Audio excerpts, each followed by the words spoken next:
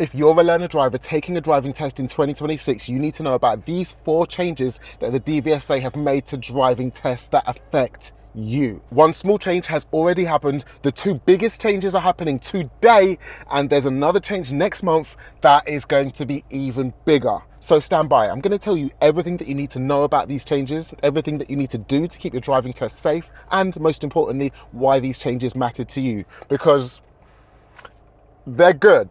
This one, finally, we've got some good changes from the DVSA. So this is the first change that's happened already on the 31st of March 2026. You used to be able to change your driving test 6 times. You can now only change anything about it twice. Let me explain. Right now, it's really hard to get a driving test. So the workaround for that is people will book a driving test on a random date in 6 months' time in Scotland, because Scotland, for some reason, has quite good availability, and then work at changing it, changing the date, changing the time, changing the location, changing basically everything about the driving test that you've booked. You had no intention of taking that driving test that you booked, probably in Scotland. You just used it as a placeholder so that you could get onto cancellation apps. That is going to be made harder with this change right here. So what counts as a change? Changing the date or time, changing the test center, or swapping your appointment with another learner driver who already has a test booked. But good news, if you change more than one thing at the same time, that counts as one change. So if you did book a driving test at your chosen test center and then you need to change it because you're not quite ready, you can log on to the DVSA system and change the date, change the time. You could even swap your driving test with a mate who's ready to take their driving test a bit sooner than you are,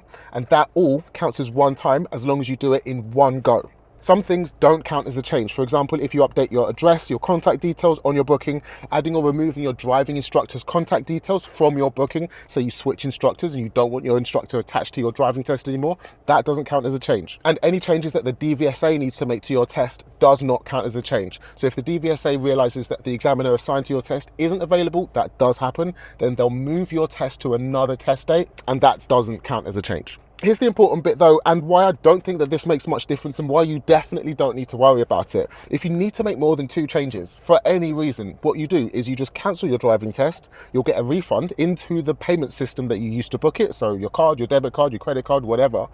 And then you'll just go and book it again. So when you need to make a change to your driving test, you'll log on to the test booking system. You'll be shown all of the dates and times. You'll be able to make that change to a new date, a new time for your driving test. But if you've already made 2 changes, then you'll press cancel, get a refund, and then be able to scour the dates and times anyway, and be able to still just book those dates and times. I don't think this one really makes much of a difference.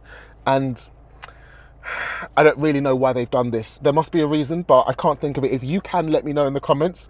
It's a mild inconvenience at best, but we can get around it anyway. Okay, small insignificant change. It's already happened, out of the window. We don't really need to worry about that too much. But the next 2 changes that are happening today, the 12th of May, affect you. They're massive and you need to know about them. Let me explain. So in all of driving test history, up until yesterday, anybody can book a driving test for anybody else. I can book a driving test for you if I'm your driving instructor. Hell, even if I'm not your driving instructor, I can book you a driving test. Today, that changes, and this is important. It's not just advice, it's not just a contract, this is the law. The only person that's legally able to book a driving test is the person that intends to take the driving test. So if I want to book a driving test for my son, that is against the law. I can't do that anymore. If you want your mum to go and book a driving test for you, if you want your dad to search driving tests so that they can find one that they think you're able to take and pay for it for you, that's illegal. The DVSA has a part on their website that's extremely carefully worded. Let me read it to you because it's important. You will still be able to help someone you know book and manage their driving test. They might be a friend, family member, or someone you support as part of a job. The person you're helping must be with you while you help them. You will need to ask the person you're helping to complete as many of the steps as they can by themselves, and you have to use an email address and phone number that either belongs to them or that they have access to.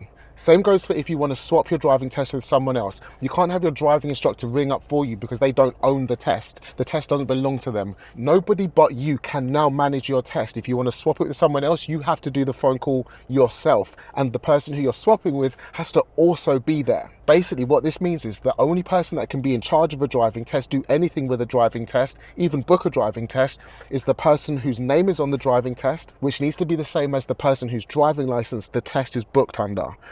This change is huge, and I'll tell you why it matters. We all know the problem. And we all know that you can buy driving tests for 200, 300, 400. I've even heard of people paying over £600 for a driving test slot. This kills off that problem, and I'll be so keen to see what happens moving forward from today as a result of these changes, because now nobody can book a driving test under somebody else's name, which means that nobody can then sell a driving test to somebody else for an inflated profit, because they're not the person on the booking. So do these things before you book your driving test. Number one, speak to your instructor to make sure that you're ready to take your driving test. Don't just book it without asking first, because if they think that you're not ready, they might not take you to your driving test, and then it will go wasted. The next thing when you speak to them is make sure that they're free on your driving test date. The last thing that you want is bagging an actual driving test and then finding out that your instructor's got a date clash on the same date and time and can't take you to your driving test. Actually, this is useful information. When you book a driving test, the booking system will ask for your instructor's reference number. You don't have to put anything into that box. It's not a mandatory field. But what that does, the system will check that instructor and make sure that they've got no other tests booked on that date. If your instructor has got a driving test booked at the same time as any of the other tests that are available, then the system just won't show you driving tests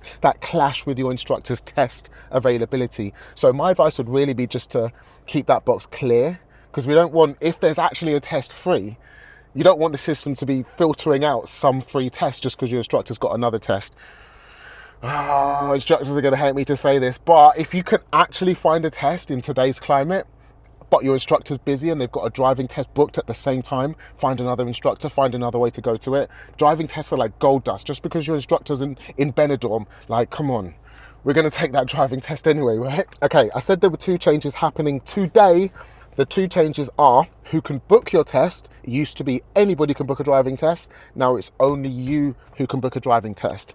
The other change is who can manage your driving test. It used to be anybody who has your test booking details, and all that is your test reference number and your driving license number. Anybody can manage your driving test if they have those two pieces of information. Now, only you can manage your driving test. Tell me what you think about these changes. I think they're a positive step forward into beating bots, beating test resellers. It's going to be pretty impossible for test resellers to operate, especially when I tell you about this next change. This is the biggest one yet. So, I told you the hack that people use to book their driving test, and people in Scotland are fed up. They're pissed off with people from London, Birmingham, Cambridge, Leeds, booking their driving tests in Scotland and helping Scotland achieve as bad availability in driving tests as everywhere else. The government have put a stop to this. Starting on the 9th of June 2026, you can only move your driving test to the 3 closest centres to where you originally booked your driving test.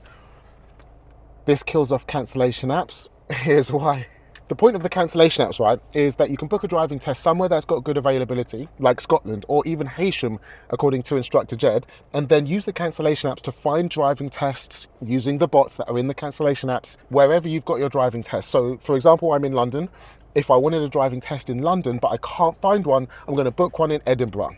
And then use Testy, use one of the cancellation apps to find driving tests in London and automatically switch my driving test from Edinburgh to London for me. This change means that that's no longer possible. If you have a driving test booked from the 9th of June and you try and change your driving test on the Change My Driving Test part of gov.uk, then you'll only be shown the 3 closest driving test centres to where you originally booked your driving test. So, for example, you booked your driving test at Chesterfield because it's got good availability, but you're actually trying to take a driving test in Birmingham. You won't be shown any Birmingham driving test centres that you can move your driving test to. You'll be shown Sheffield, Handsworth, Ashfield and Sheffield Middlewood Road, and that will count as one of your driving test changes. So if you need to change it again, you've only got one left. But like I said, don't worry about that one too much, because if you want to change your driving test again but you've used up your 2 changes, then you log on, you cancel your driving test, you get a full refund, and then you have access to all of the driving test centres in the country. And I know what question you're already going to ask in the comments, so I'm going to give you the answer because I have the answer. So you've booked a driving test before the 9th of June. Does this change affect you? Yes, it does. If you've booked a test before the 9th of June at some random test centre in the arse end of nowhere, you need to cancel it. If you can't get a change before this comes in, you will need to cancel your driving test and book it somewhere close to you, because after the 9th of June, If you booked a driving test in Scotland and you want to move it to London, your driving test will be locked to the 3 closest driving test centres in Scotland.